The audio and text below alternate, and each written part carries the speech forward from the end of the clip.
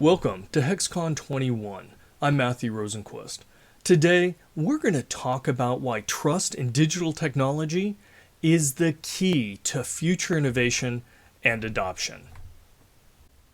The infamous and expert cybersecurity investigator Brian Krebs once said, "If security breaks down, technology breaks down." And this is profound. I really like this quote because it talks to the interrelationship, the dependencies that technology, our digital technology, has on security and being trustworthy. And that's what we're going to talk about today. I'm Matthew Rosenquist, CISO and cybersecurity strategist, and a passionate evangelist of digital security. Now, I've been in the industry for well over 30 years, and I spent 24 of those actually at Intel as their cybersecurity strategist. I've done the operations side, the planning side, but where my passion is looking towards the future, in understanding the inner workings of the engine for cybersecurity and technology and seeing how that is going to change over time. And we are going to experience some very interesting changes as we move forward when it comes to digital trust and cybersecurity. In our lifetimes, we have all benefited from this digital revolution where we have seen transformation from analog into digital, and that's allowed us to create vast amounts of data and apply that to create new services, new experiences, more communication and collaboration across the globe.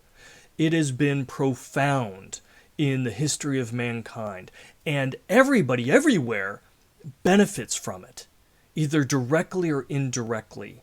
It has been incredible, and people love the fact that they have new services, new toys, new ways of communicating and collaborating.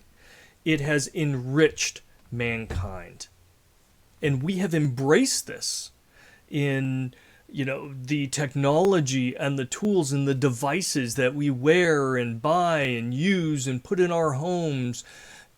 We all have become greater because of it.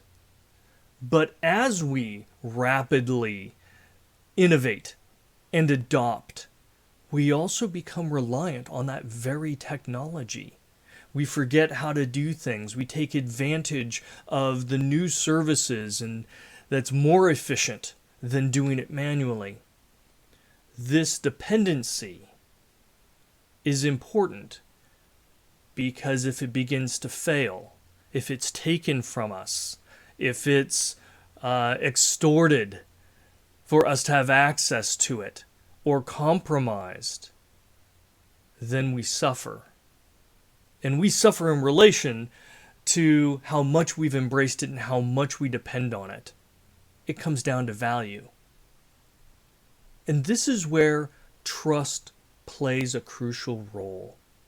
Because the more we embrace technology in our lives, which is all a great thing, we have to up-level the trust that it'll be there when we need it, the trust that the information isn't being manipulated or corrupted, trust that these services aren't working against us but working for us. Trust rises as we continue to innovate and adopt technology. And if it falters, if it fails, that will have a serious impact on that cycle of innovation and adoption. There is a symbiotic relationship now between the digital world and technology and tools and data and services and how much we trust it. If it falters, then that begins to slow down our world of innovation and adoption. We're going to go into more detail on why it's important now, and even more so, why it's important in the future. The world has changed as we know it. It has grown and thrived with the benefits of digital technology, of the data and the sensors and the analysis, understanding what's efficient and effective, creating entirely new services and opportunities for people. It has impacted the economics of the world and benefited the livelihoods of people all over the planet. And a lot of that is because we can now communicate and collaborate better, faster, cheaper. And we bring together the brain power and the creativity and the personalities of people to overcome challenges, to entertain, to educate, to inform, to advance. Now, this tremendous benefit has value. And it has fundamentally improved the lives of people all over the globe, making everything from food, entertainment, transportation, communication, government, all of these things that we experience and we rely on day to day, better, more efficient, faster, cheaper, more accessible. This is what the world runs on today. It would be difficult to find any type of small, medium, or large business around the world that doesn't somehow have a reliance or use digital technology. The global transformations that we've seen has been incredible. Now, when we look at that cycle of new ideas coming to fruition, and people getting excited about it. Do you remember the first mobile phone, the first cell phone you ever bought? You wanted it. And when the next one came out, you wanted that too. We see in the marketplace where innovators come in and you get those early adopters. And we want all those new toys and capabilities. It empowers us. But we have trust in it. And sometimes, especially in the early days, if they failed, no harm, a little inconvenience, but it was okay. The innovation cycle depends on those early adopters to fund and fuel so that production can get large, prices can come down, availability can happen. So from a business sense, it's important that customers, both early and later on, when we're talking about the majorities, that they trust and embrace the technologies. Now, you've probably experienced this in some way, where you saw a new car model, or a new computer, or a new digital watch, or something new that was completely untested. New in the marketplace, first generation. And you probably thought to yourself, I'm going to wait until they work those bugs out. I'm going to hold back. And if you saw reports in the industry where it was causing harm or impact or failing severely, that then again motivates people to withhold, to not invest. So trust has always played a role. But when we look at digital technology and how interwoven it is, and how reliant we're becoming on it for very critical services and functions, this has an amplification effect. So trust begins to play more of a role than it has in the past. And when we look at this cycle, we see the value of technology rising as part of this. We see more users and more devices get created. That creates more rich data that can be transformed into information that can benefit people or systems or processes. And that is all very valuable. Very valuable. And what we see anytime there's value is right after that, we see attackers. We see people that want to come in and steal or disrupt or extort that value. And right now we have a severe problem with cybercrime and hacking and nation states and all sorts of different things that are putting at risk cybersecurity of digital technology, of all those services and devices and our means of communicating. But now it also impacts other things, because critical infrastructures that we all rely upon, think about water or electricity or transportation of food or fuel availability, those are now part of that value proposition. So as the value of technology rises, it becomes very attractive to attackers, and they pursue it. And there's a follow-on cycle. As they pursue it, attacks happen, people get fed up, and they demand change. They demand better security. They tend to invest more, and security rises to meet that challenge, to fill that gap, and benefit from that financial incentives. And the process repeats because the attackers don't give up. They adapt and they overcome, especially as more value comes into the environment and more opportunities. So attacks, they undermine the security, the privacy, and the safety of the digital devices and services and information that we all rely upon. Let's take a moment and explore the growth of our digital world, because sometimes it's tough to get a mental grasp on really how big and how fast it's growing and how valuable it is. So we see that data doubles almost every 2 years. The total amount of data that mankind has created doubles in a little bit over 2 years. That is fantastic. And think about how many uses that data supports. More than we can imagine. It's everything that we see today, but also many innovations that haven't yet arrived. All will rely upon that data. We have almost 5 billion users that are online. We're going to have another billion that will be joining just in the next couple of years.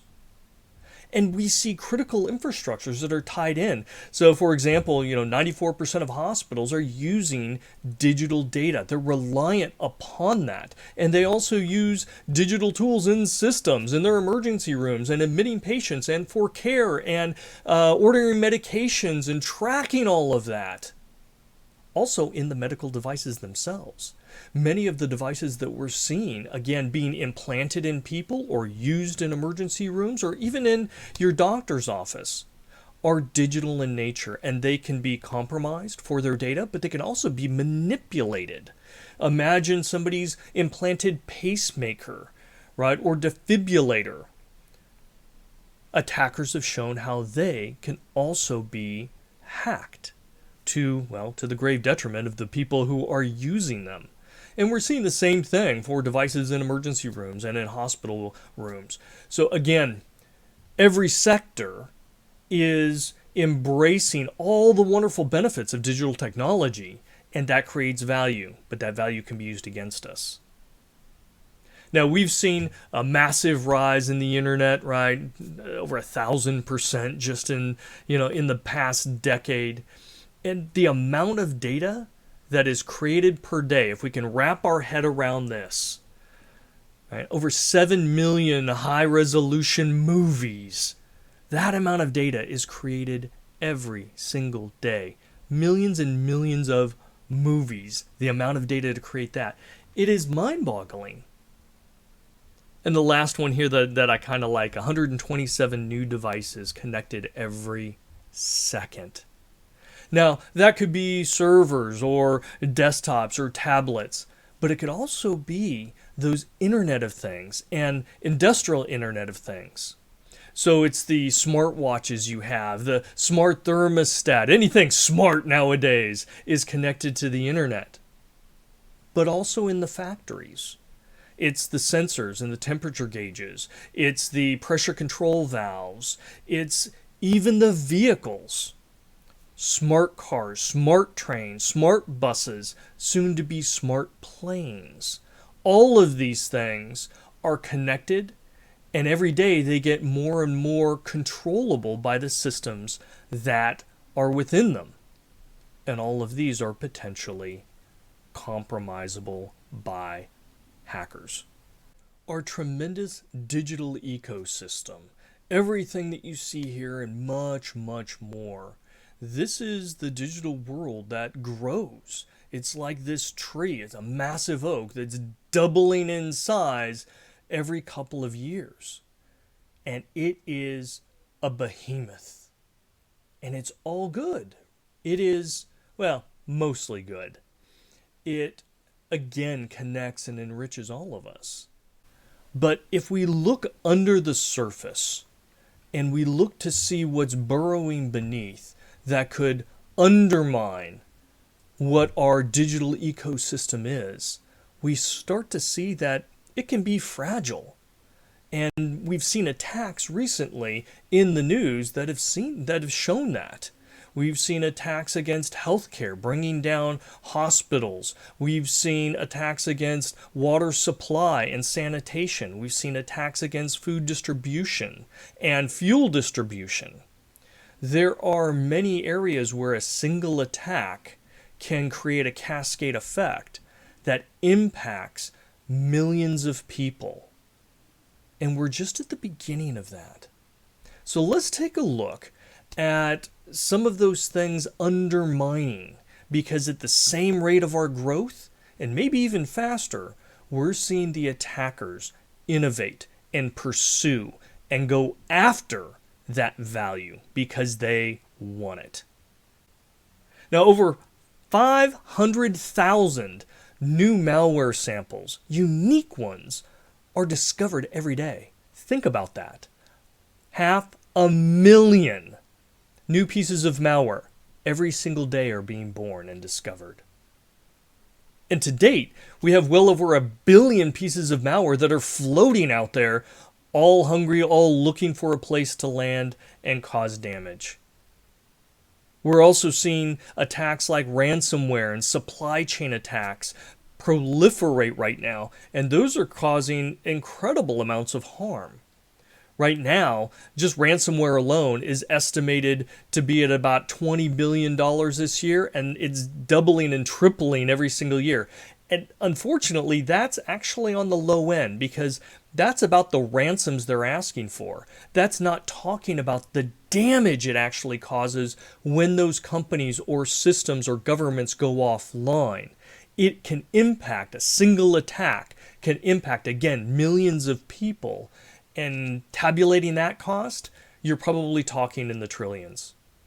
And speaking of trillions, cybercrime, which includes things like ransomware, but a whole bunch of other things as well, just this year it's estimated to hit $6 trillion in overall damages. And in just a few years, by 2025, the estimate is $10 trillion of impact. We've got governments all over the world creating their own offensive and defensive cyber units and spending billions of dollars identifying vulnerabilities, and this is the new class of warfare. And again, it doesn't just impact governments. Anytime there's a vulnerability discovered and released, everybody gets to see it. And the cyber criminals, for example, will grab it, tear it apart, and use pieces of it. So, as in regards to research and development, we're seeing a huge amount of research and development for potential attacks, vulnerabilities, and exploits. Now, we have to worry about all of these things. And all of these and many more eat away at the foundations of that technology tree that we want to grow and thrive. And if it gets too big, it can topple it. It can cause that tree to start to wither and die. And that's what we do not want. Because technology, the trust in technology, if we don't trust it moving forward, we're not going to want to put our lives in the hands of an autonomous vehicle that can get hacked and cause an accident. We wouldn't want to be in an airplane controlled by an AI system. We may not want our electrical grid or our food supply so dependent that a single attack could disrupt electricity to the western part of the United States, or food delivery to the Northeast, or fuel distribution to the East Coast. And again, these attacks every year, they get bigger and they can scale.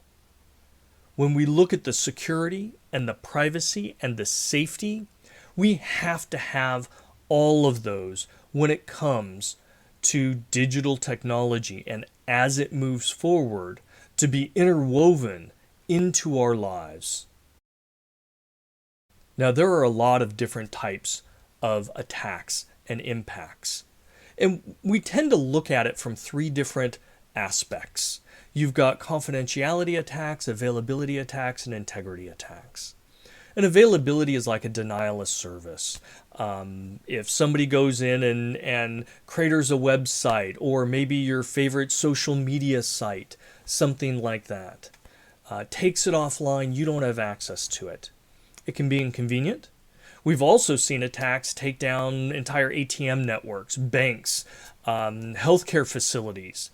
It's a little bit more grievous when you're in the ambulance and they can't take you to the closest emergency room because it's unavailable, because the systems have been shut down by a hacker.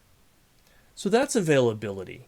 When we talk about confidentiality attacks, these are the data breaches that we've seen be so prolific over the last decade. And they can be an inconvenience, force you to change your password, get your data out there. There may be charges on your credit card, or someone may have opened up a loan under your name. Those kinds of things, you know what? It causes harm, especially when we consider privacy. When we lose our ability to remain private, it really exposes us to elements that we don't necessarily want. So it could be, yes, somebody lost your login passwords and that's an inconvenience. But if somebody's able to hack into your home cameras and see what you're doing day in and day out, night and day, that may be more of a concern. But confidentiality is important, as is privacy and what we talk and believe and do. The third type of attack is integrity.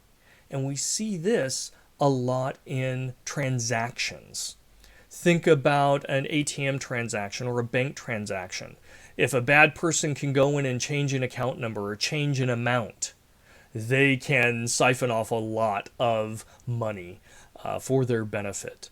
We can see integrity attacks also go into supply chains, right? Instead of, paying and ordering, one pair of jeans off of the internet, changing that quantity to 100 and still paying the same price, right? Again, it's about transactions. And this is one of the favorites for cyber criminals. That's where they can game the systems. But all of these, we have to maintain trust for all of these different areas, because no matter what the technology, the digital technology, whether it's our PC, whether it's the cloud, whether it's some social media or online service or retailer, it doesn't matter. We have to protect all three. If any of these get compromised, then we can see a progressively worse impact over time as we become more dependent upon it. One of the biggest targets for cyber criminals and malicious hackers is the critical infrastructure networks. Now, there are 16 different critical infrastructures that the United States has defined, but what we can see is attackers like to go after them because the value is very high. It's very timely. So they're a favorite for ransomware, for example, where if an attacker can compromise it and install ransomware, lock systems, lock data, make it unavailable, they can then extort a great deal of money. And we're seeing attempts to extort $40, $70 million even just from a single attack. But it makes a lot of sense because we rely on these sectors. Think about The internet and communications, hugely important. Clean water, sanitation, our transportation systems, that's becoming more automated, and we're going to be more reliant on that. Our financial systems, right? How often do we use cash anymore? Very rarely. So again, all these are very, very important, and people want uptime. It's very valuable. These are the locations and the areas that our attackers are going to. And this is where the trust has to be the highest. We want to be able to trust that our food supply and distribution will not be interrupted. We need to make sure that our water supply isn't tainted or poisoned. That our healthcare is available to us. And when we pick up the phone and call for police or fire, that service is there, and that those providers will be available to everyone who needs them. So this is a critical point. And again, all of these are becoming more dependent on digital services than ever before. And it's a good thing. Don't be worried, in fact, that this is something that can't be managed. It needs to be managed because the benefits far outweigh the risks. But we have to make sure it stays that way. We've covered a lot. And as we continue as a society to embrace the tremendous digital innovation and all the great technology and services that make our lives better, there is one issue that we see in the future that will fundamentally change all of our perceptions about security, about trust in digital technology. And up until now, we've seen attacks. We've seen attacks against all sorts of different things, and it really hasn't slowed us down, our insatiable desire for the next and greatest shiny toy, big service, AI solution out there. But there is one that's coming, and all the experts agree, and that's life safety issues. It's one thing if our laptop crashes. Right? We may lose part of a document we're working on. We may have to reboot it. We'll curse at it. But it comes back up, and we might have lost some time.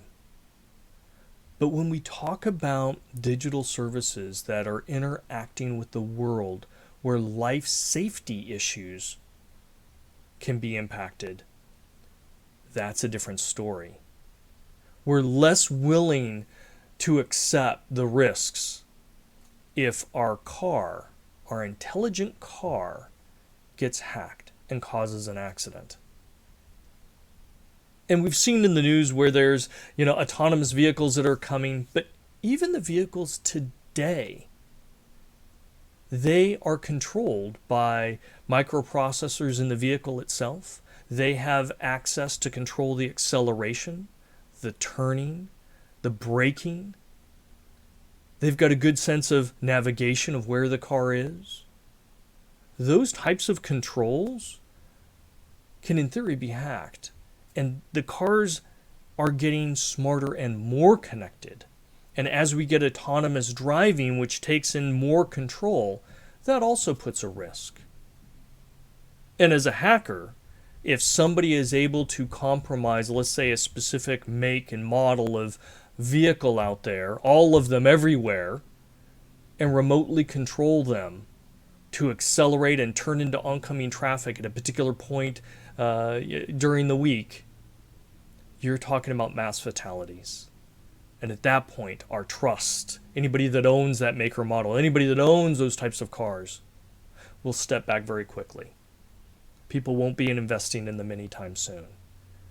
If we see mass casualty events, then the trust falls apart. It's a house of cards. We're not willing to accept that. If we see in the medical field that hospitals are compromised or implantable devices are compromised, messing with somebody's pacemaker or internal defibrillator is life-threatening. So is modifying how much medicine somebody is going to be receiving through a drug distribution panel. Right? All these things have an impact. What about if your drinking water coming out of the tap for an entire city or municipality is tainted or poisoned? Again, those tipping points are huge. And they're coming. We need to get ahead of them. But if we hit those tipping points, and hopefully we won't, but if we do, that's when the human psyche takes over and will fundamentally change. Our acceptable risk doesn't go that far. We won't let our personal safety and the safety of our families be in jeopardy because of that. And that will drive that investment, our willingness to embrace new digital technology. Given what is at risk, it is absolutely important that we move, and we do so together, to make sure that we can preserve the trust in our digital technology, especially as it evolves, especially as the value increases and it's targeted more by attackers.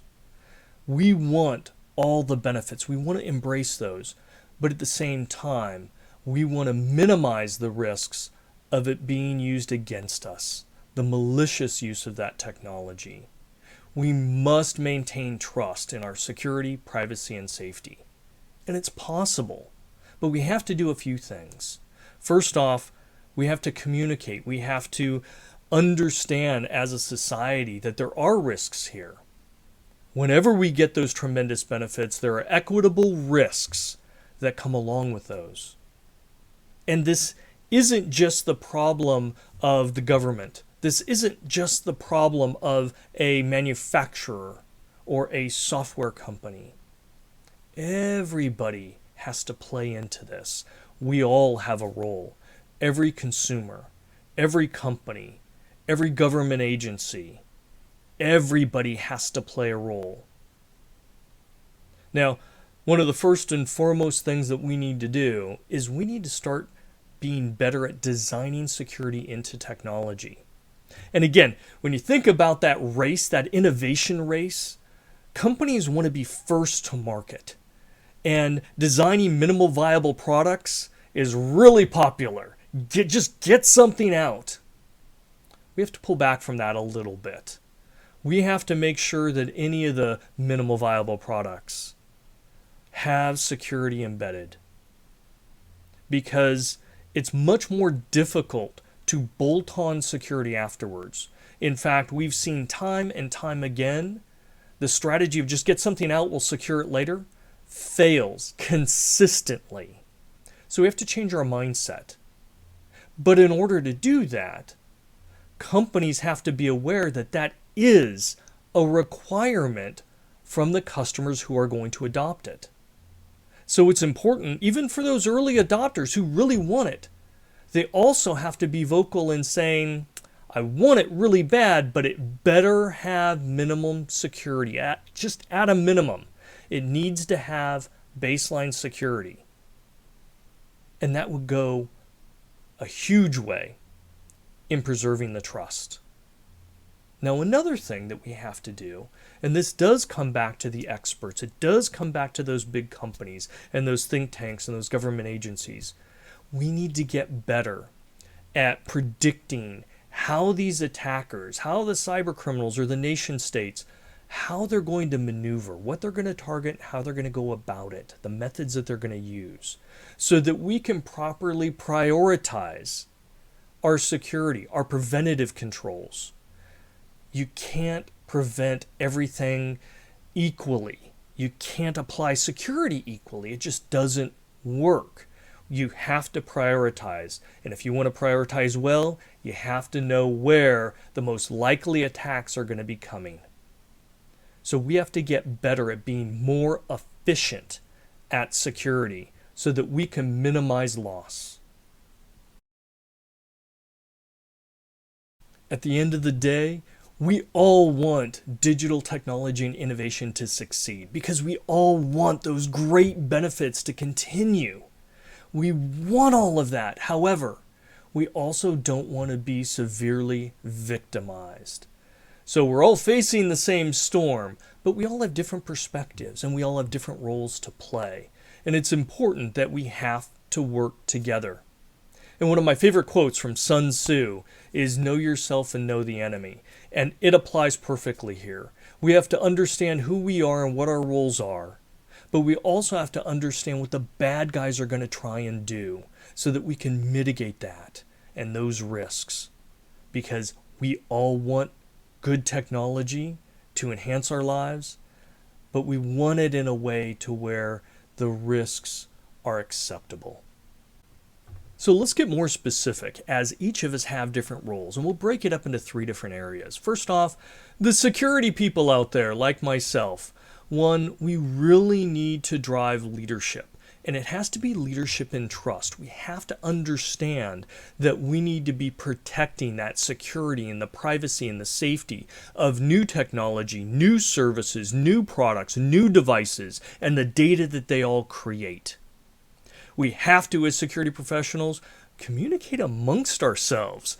There's great ideas and initiatives, and if they're not shared and adopted widely, they don't become very valuable. And this is something the attackers do fantastically well. When they find vulnerabilities, when they find opportunities, easy victims, fast money, they share it. And that knowledge proliferates, well, to our disadvantage, but to the advantage of the attackers.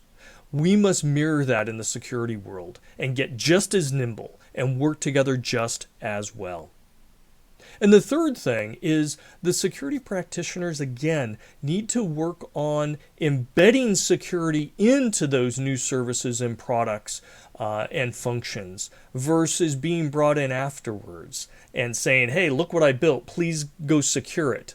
It just doesn't work very well that way. So we have to be, and it comes back to leadership, we have to show that leadership and drive ourselves into the designs and the architecture and the requirements for all of those new digital capabilities, because we have to embed it in as part of the design.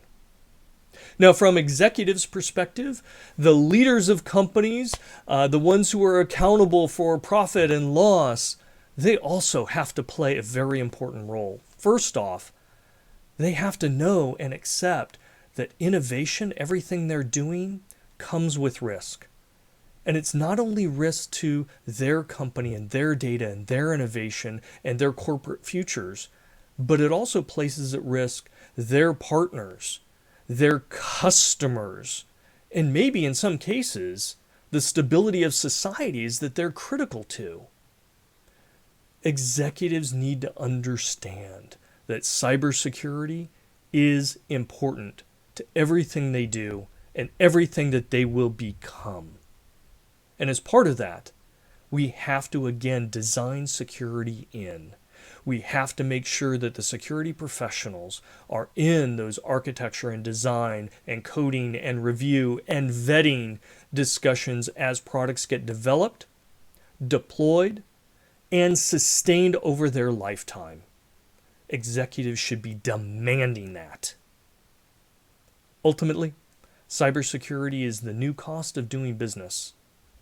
We are all connected in this digital world, and if companies and organizations aren't at least doing the basics, but always progressing, always adapting because the attackers are, this is what it takes just to be in business nowadays. So executives have to plan for that. The third area is consumers. It's you, me, everybody that's buying these wonderful products or benefiting from them, joining them, communicating with them. We also have to understand we play a role here. First, it's important that we don't become an easy victim. So know the basics about cybersecurity. Again, it's just the way it needs to be nowadays. Everybody has to have decent acumen, understand the basics, and protect themselves. We don't want easy victims out there.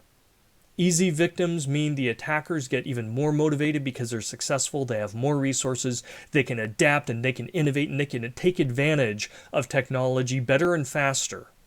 We don't want that. We want to strangle their ability and their resources. The second, and probably the most important, is to make trust, again, in that security, privacy, and safety, when we're talking about digital products and services and anything that you might buy or spend money on, make it a purchase criteria. Look to see and go for those companies that are providing trustworthy solutions. It's going to be worth it to you in the long run.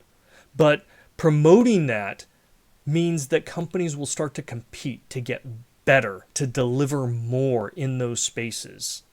And we raise all the boats in that case. We make everybody more secure when all the organizations realize we have to do this. It's a competitive advantage. And that only happens when consumers vote with their wallets. And lastly, digital communication has enabled every single one of us to have a voice. And companies listen. Companies want to hear what their customers are interested in and what they want and what they like and what they don't. Communicate your expectations. And as they change, communicate again. Cybersecurity and trust in digital technology, and digital technology itself, is constantly changing and evolving. We have to be part of that discussion.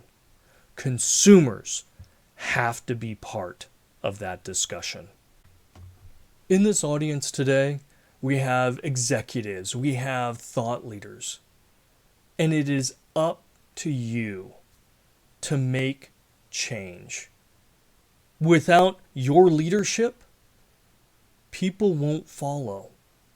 And instead, we will have victimization. Instead, we will have impacts to innovation, to technology. The value that grows will be taken and abused by the attackers. It is up to the leaders to move forward, because we manage security and trust through leadership. So it is up to you, each and every one of you, to make sure that we don't fall into crisis, into desperation. And the attacks are going to get worse out there. As the value goes up, as attackers succeed more, the pressure and the impact to everyone increases. We can turn this around. But the first and most important element of that is leadership to move us forward. The one thing that I want everybody to walk away with when we consider the incredible journey and benefits that digital technology bring to this world is that all of these tremendous benefits, the ones we have now and the ones that are coming, they all have risks. And we have to understand that. And in protecting the trust of digital solutions and technology, that preserves the value of what we're getting today and what we're going to all get tomorrow. We have to act. We have to understand that we have a role to play. And we can absolutely protect trust.